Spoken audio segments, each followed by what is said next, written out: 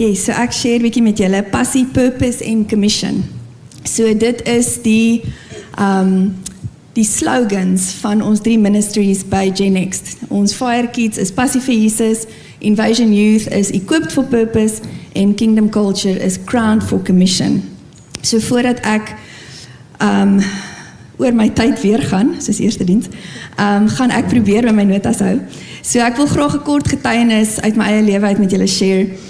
En ja, vir jou ook sommer vra, wanneer jou passie, jou purpose en jou commission verlore gaan, is dit 'n verskriklike ding om te beleef. En saam met dit, voel jy sommer jou identiteit word ook weggevat.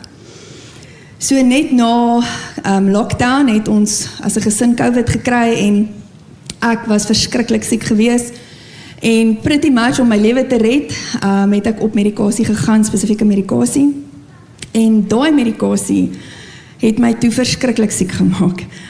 Ons het eers omtrent 'n jaar later uitgevind ek was allergies vir daai medikasie. En dit is toe waar my 3 jaar se hel begin het. Ek is gediagnoseer met omtrent 4 of 5 mental health illnesses. En dit is alles neeweffekte van medikasie wat die ander ding try fix het en die ding try fix het en daai ding try fix het. So jy kan my niks vertel van kom ek sê vir jou al my diagnosis. Post-COVID psychosis, want hulle het nie geweet wat met aangaan nie, so toe is dit sommer 'n nuwe een. Bipolar, major depressive disorder, anxiety, paranoia, insomnia, en die lys gaan aan. Hulle kon nie uitvind wat fout is met my nie. Fisies, geestelik en emosioneel het my passie, my purpose en my commission het ek verloor. Ek kon dit nie meer sien nie, ek kon dit nie meer voel nie en ek kon nie meer daarin loop nie. En tog het die wêreld nie stil gestaan en vir my gewag om by te kom nie. Die kerk het nie stil gestaan nie en Fire Kids verseker ook nie. Die Here het my op 'n baie rou en vulnerable plek gebring. 'n Plek waar alles weggestroop is. Wat ek gedink het, wie ek is en wat ek weet.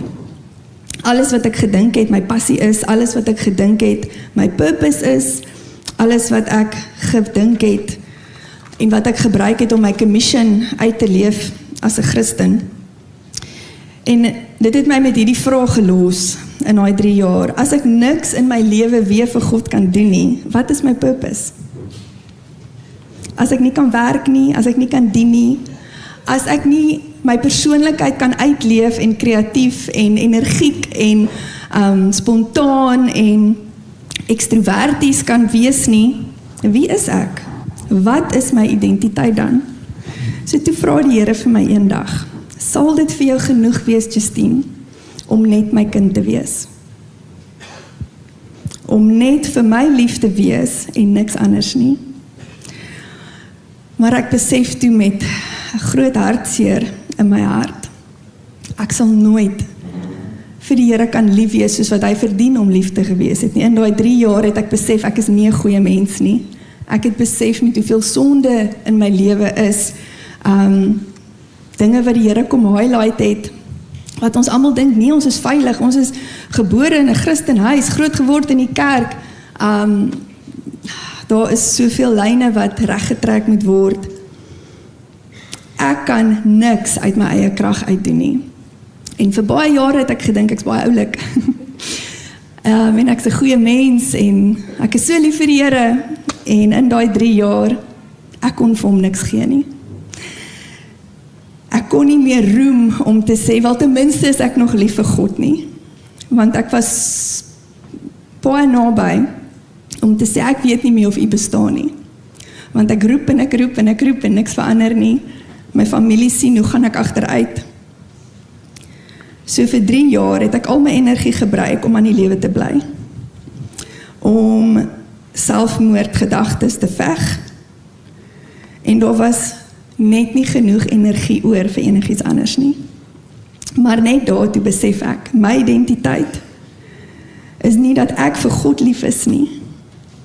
My identiteit is dat hy vir my lief is. My identiteit is dat ek sy kind is. En toe moet ek myself vra, is dit genoeg? Is dit genoeg om vir my vervulling in my lewe te gee of soek ek nog iets? is dit vir my genoeg, net omdat hy vir my lief is en omdat ek aan hom behoort? Of het ek nog iets nodig om my passie aan te wakker, om my identiteit te bou, om vir my purpose te laat voel in die lewe, om my uit te stuur om iets te gaan doen? So nadat alles afgebreek was, wat vir my gevoel het soos 'n demolition vir 3 jaar, is ek so dankbaar om vandag te getuig dat die Here my totaal kom genees het en kom vrymaak het.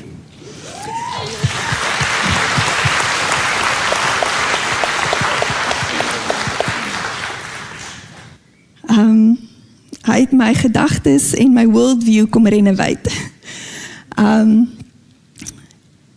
Want ek het besef, sonder Jesus kan ek letterlik niks doen nie. Dit is deur sy genade en sy werke dat ek gered is. Dit is deur sy liefde dat ek 'n kind van hom geword het. En uit daardie plek het ek 'n nuwe passie ontdek. My doel in die lewe is nie meer om enigiets te bou of enigiets te bereik nie. My doel in die lewe is, Jesus help my om getrou te bly aan U tot die dag wat ek saam met U in die hemel is. Maar nou weet ek ook, hoe waar is die vers? In 2 Timoteus 2 vers 13, when we are unfaithful, He remains faithful. Ek kan nie eers getrou bly aan Jesus, ek kry dit nie reg in my eie krag nie. So toe Jesus gesê het, sonder my kan julle niks doen nie, was dit nie 'n nice thing to say nie, dit was nie figuurlik nie, dit was letterlik. Vir die wat al gesukkel het met insomnia, jy kan nie aan die slaap raak, as Jesus jou nie help nie. Geen pilletjie werk nie, sorry guys. Nee, daar is goeders wat jou help, maar ek het net besef, even 'n basiese human basic necessity to sleep, is iets wat ek vir weke, as dit nie maande is nie kon regkry nie. So, my passie is wakker, dit het my purpose gegee, om God lief te hê, om my lewe aan hom toe te wy, om my alles vir hom te gee, en om almal om my van hom te vertel. En dis waar die commission nou inkom. So, hy het sy alles vir my gegee, hy het sy alles vir jou gegee. Hoe kan ons nie ons alles vir hom gee nie? Hoe kan ons nog iets terughou?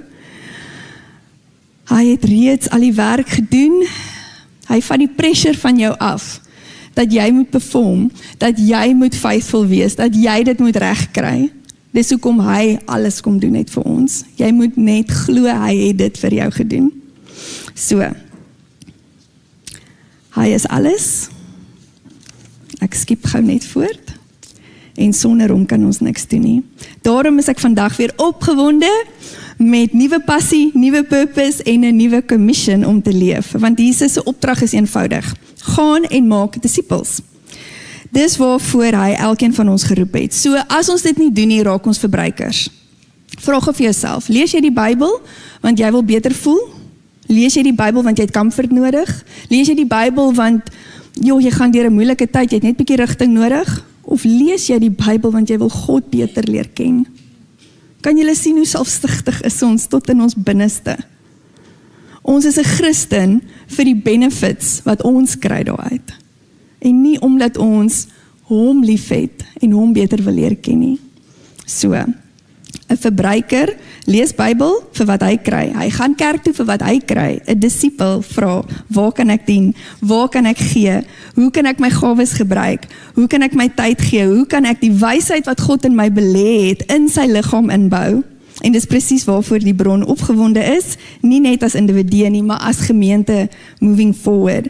Ons het hierdie mindset verander en ons hoop dat jy saam met ons hierdie journey vorentoe stap. Ons wil nie net meer verbruikers wees in God se koninkryk nie. Ons wil disippels wees.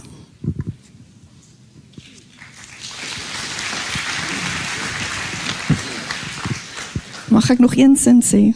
Sorry dad. Daar het baie mense my gevra hoe het ek uit my gat uitgekom. Na 2 jaar van glad nie God se stem hoor nie, die eerste ding wat ek weer hoor, lees jou Bybel.